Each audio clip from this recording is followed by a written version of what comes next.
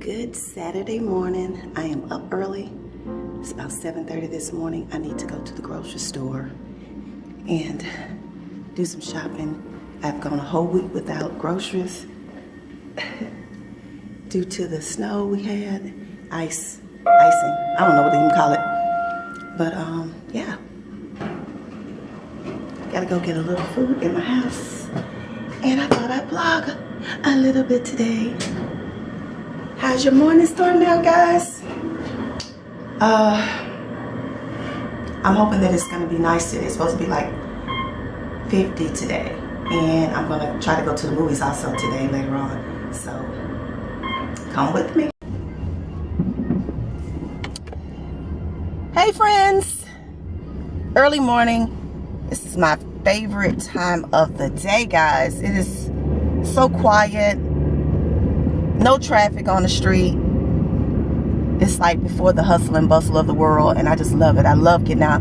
I used to get out and drive around when it was warm, like in the summertime, just drive around the city and just enjoy this time of the morning, because in just a few short hours it will be as if this time never existed. I guess that's why I like the beach, because I like, as I get older, I find myself liking the quietness, serene nature sounds, and I don't know, that's just what I love. And that's my hope and dream, to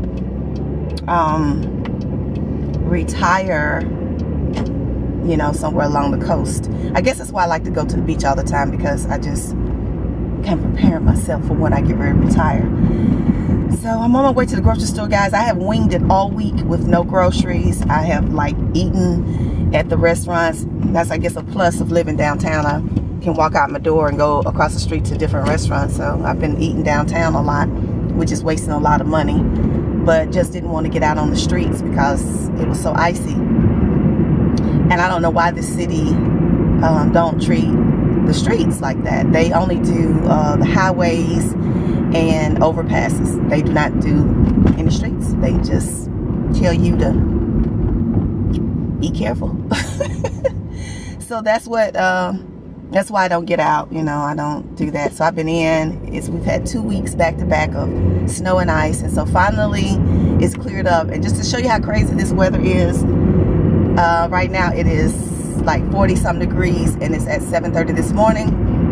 I think it's supposed to be in the high 50s today. Only 2 short days ago it was like 19, and last week before that it was like 9 degrees. So I'm still wrapped up because I'm not gonna, you know, dress. You'll see people today with sandals and slides, flip-flops and shorts and all of that stuff, you know, like spring has arrived. And you know, my mom always taught me to, you know, dress for the season, so I do no matter what. So I'm just still dressed up. But anyway, that's what I'm doing. I'm on my way to get some groceries, and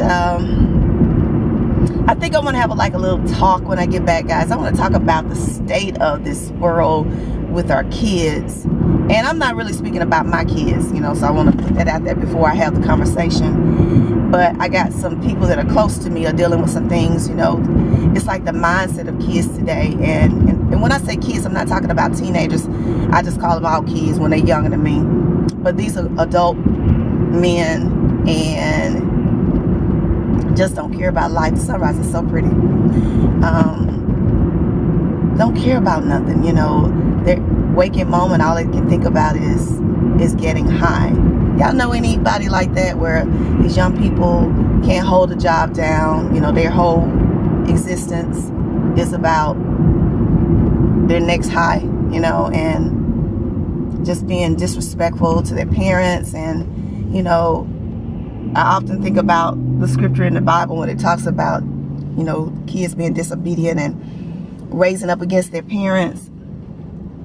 And that's what's happening. And I'm trying to assist some people I know with decisions and helping them, you know, on what they should do in this situation. And it's gotten out of hand, and I just don't understand where the respect went, you know. When I was a young kid or teenager, even a young adult, and even now, I have the utmost respect for my mom. You know, and I know that if I wanted to, I could take my mama down. You know, my mother is frail and she's older, but the respect that I have for her keeps me from, you know, even stepping that way. So I guess I just don't understand the mindset of young people that will raise up against their parents, that will put their hands on their parents, you know, talk all kinds of ways to their parents. And it's just, it's so heartbreaking to me, you know, and I don't understand it. And this person sent me a video clip, not a video clip, an audio clip of a conversation that she was having with her son, because she's fearing for her life because he's threatened her. And I guess she wants to have some kind of proof. And he's living in her home right now. And because she has a child, he has a child, a grandson, she has a grandson, she actually doesn't want to put him out, you know, because he has nowhere to go with the little baby. The baby's like 4 or 5 months old. So it's just really difficult. And I just been talking to myself this morning, like, you know, how did our generations get to this point? It's so scary, you know, and I don't know what to tell her, and I don't know how to help her. But anyway, I'm about to drop off. I have some shoes that I've had for 2 years, boots rather, that I've been wanting to wear for the past 2 years, guys. And I have the heels on that needs to be fixed, and I haven't had the heels fixed, so I'm going to try to do that today. And I think they're closed. I may have to, you know what, I probably have to come back today because they probably closed. Let me see if they open, what time they open today, because I really need to drop these shoes off. Let's see, shoe repair, and they open at, wow.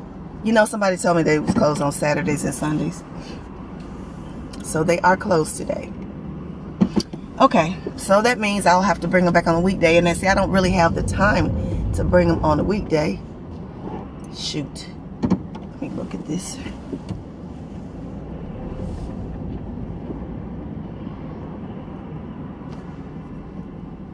What time they close? And they close at 5. See, that's crazy. 8 to 5.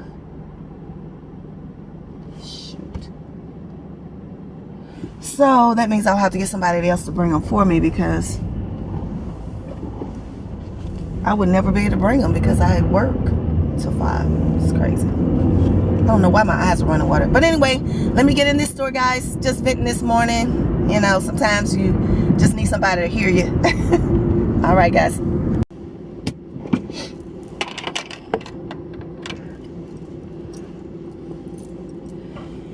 Finished my shopping, guys. Back in the car.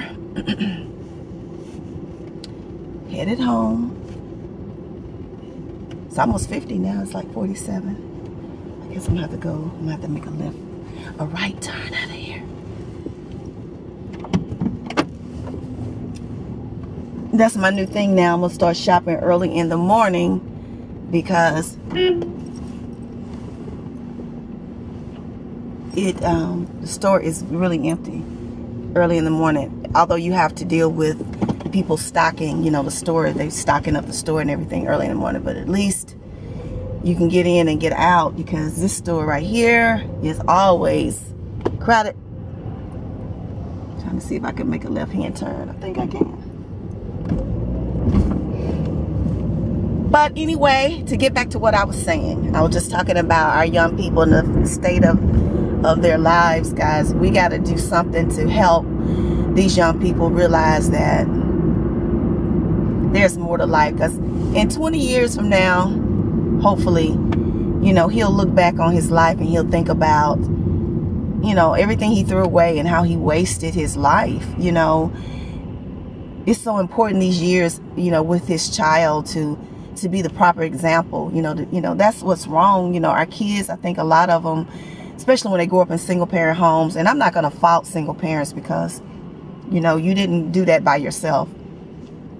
And, you know, with me, you know, I was married and I got divorced. So it wasn't like I purposely made a decision to be a single parent. You get in marriages and then the marriages don't work out because of whatever the case. In my situation, I did all that I could to try to keep my marriage together, but I couldn't deal with the constant infidelity and, making other kids and all of that stuff. So I had to ultimately make the decision to end my marriage. And so therefore, when you do that, sometimes, some of the fathers, and I'm not going to just put it on fathers because there's some mothers that are not great mothers, but in my situation, the fathers decided to, because I have two fathers with my three children. My girls have a father and my son has a father. And I'm married twice. And they ultimately made the decision not to really be a part of their lives, And so at that point, you have to make the decision to just be a strong mom and to do the best that you can. And I did the best that I could with my children. I tried to keep my children around people who would be great role models, especially men. My son grew up around great role models, men in the church who were trying to be examples and leaders. So I kept them constantly involved in things, and around people who were going to be positive, to make a positive impact in their lives. And I'm not going to say I got it 100% right, but I think I did okay, raising my children. We all make mistakes as parents. But when you have a child in your life that makes a decision to not respect you in any sense of the word, and to turn against you and to rise against you and to actually put his hands on you, I think at that point you have to make a decision if what's in the best interest of everybody. And unfortunately, there's a baby involved and the mother is strung out, so therefore she's not really a fit mom. And what do you do? So she's in the dilemma of trying to do the best she can and try to help them to get to a better living condition so that they can have their own home. But now he's rising up against her. So, what do you do in that situation? And it's just hard.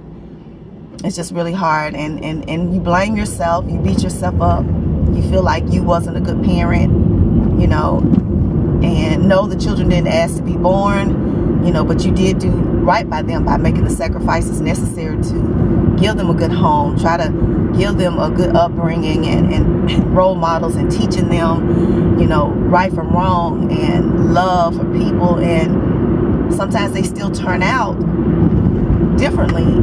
And I think a lot of parents blame themselves and feel like they didn't give enough. But I don't believe in that. I believe that the state of this world and all the examples and the stuff that we have in this world that's going on can be very impressionable on people. And when your children get up and they grow up and they get out and they get around people who doing all these things, I think sometimes it happens. It's not always the fault of the parent. And I think that's what she's dealing with, blaming herself. So she's taking a lot to try to make up for that because she felt responsible because the father wasn't in the home. And that's just horrible. So that's just, something I had on my mind today that I wanted to share. And, I'm praying for him, and I tried to look up resources that she could try to, help. And the last thing you want to do is, take your child's kid away. But when you think about what's in the best interest of these babies, sometimes you have to do what's right for that child, because you don't want that child to grow up in that environment that's going to be really have a negative impact on their life and they won't have a chance to have a good life and upbringing. So it's just one of those situations. And, I'm praying for our kids. And when you look at the news and you see how these kids are acting and fighting and disrupting businesses and, just showing out in public and killing one another, it's a sad, sad situation. So I just wanted to share that this morning, and I hope that, some changes can be made in our systems and programs can be put in place to help, these kids that are struggling, that just going through some changes. But anyway, I'm going to get off of that because it kind of puts me in a down kind of mood, and I don't want to be that today. Sometimes I want to share what's on my heart, and you know, just get people thinking, and because it takes all of us, and as they used to say, it takes a village to raise these kids, and we gotta just figure it out. We gotta figure out a way to do that. So I'm praying for our country, and I'm praying for our, you know, cities and states, and something happens to make a difference in the lives of our children. So, but guys, I hope you all have a wonderful Saturday. That was my, you know, little chat this morning, my little sit down in your car vlog. Y'all remember those? Anyway, let me get home and unload this car with all these groceries and enjoy my Saturday. And I'm going to go see the movies today. I wanted to go see Proud Mary, one of our Black American, African American female actresses doing big things, and I'm going to check out her movie today. I heard it was a sold out movie the first weekend it came out, so I'm going to check that out today. So you guys have a great Saturday, and I don't know why when I drive I start getting hoarse when I get in a car. Anyway, y'all have a great Saturday, and I will see you guys later on in the week. Stay warm. Talk to you soon. Bye.